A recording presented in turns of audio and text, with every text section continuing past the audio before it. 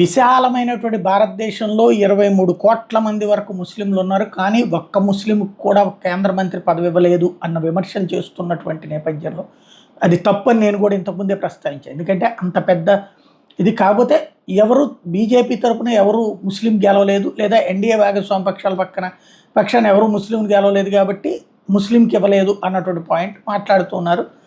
అది ముస్లింలు ఆలోచించాలి. అట్లాగే ఎవరికో ఒకళ్ళకి ఇచ్చి మా రిప్రజెంటేషన్ ఉండాలి మీలో అని చెప్పాల్సిన బాధ్యత బీజేపీకి ఉంది అన్నటువంటి ఇంతకుముందే మాట్లాడుకున్నాం. అది పక్కన పెడితే ఈ విషయం మీద నితిన్ గడ్కరీని ప్రశ్నించినటువంటి సందర్భంలో కీలకమైనటువంటి పదం చెప్పారు. తను రాంపూర్లో, ఏదైతే ఉత్తరప్రదేశ్లోని రాంపూర్లో ముస్లిం సామాజిక వర్గానికి 532 ఇళ్ళు ఇచ్చారట.